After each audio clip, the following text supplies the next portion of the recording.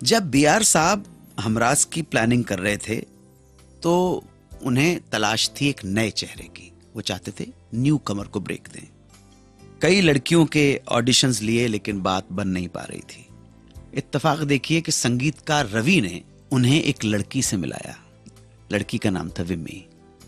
B R Chopra को ये लड़की विम्मी जच गई और उन्होंने साइन करने के लिए कदम बढ़ा दिए विम्मी को। विम्मी ऑलरेडी मैरिड थी और 2 बच्चे भी थे उनके। फिल्म हमराज बनी, फिल्म रिलीज हुई और हो गई सुपर डुपर हिट फिल्म और विम्मी बन गई हीरोइन। हमराज की सक्सेस ने विम्मी को रातों रात स्टार बना दिया और वो बन गई स्टाइल आइकॉन। 1968 की फिल्म फेयर मैगजीन के कवर पेज पर भी विम्मी की तस्वीर छपी थी। आप सोच सकते हैं इतनी बड़ी मैगजीन में अगर कवर स्टोरी अगर किसी छापे तो इसका मतलब वो स्टार बन गया है। एक स्टाइल आइकॉन बनने के बाद भी आने वाली फिल्मों में विम्मी को कोई खास कामयाबी नहीं मिली। हमराज के बाद उनकी एक और फिल्म आई आबरू। इसमें उनके साथ थे न्यू कमर हीरो दीपक कुमार, मगर यह फिल्म चली नहीं, फ्लॉप हो गई। आबरू के बाद विम्मी ने 2 फिल्में शशि कपूर के साथ भी की।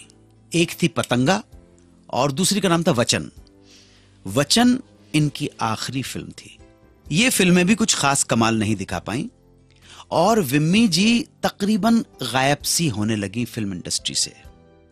जब फिल्में फ्लॉप होती हैं तो जाहिर है कि काम या काम के ऑफर आने बंद हो जाते हैं। बीआर चोपड़ा साहब ने भी इनको आगे चांस नहीं दिया। गर्दिश के इसी दौर में विम्मी का मनमुटाव हो गया अपने पति शिव अग्रवाल से। कलकत्ता के बिजनेसमैन थे और दोनों एक दूसरे से अलग हो गए।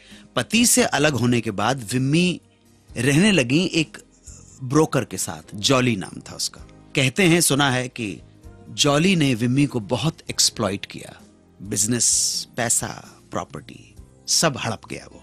जॉली के कारण ही विम्मी की एक कंपनी विम्मी टेक्सटाइल मिल बंदी हो गई, बिक गई और हालात इतने खराब हो गए कि जिंदगी की परेशानियों से जूझने के लिए विम्मी ने शराब पीना शुरू कर दिया।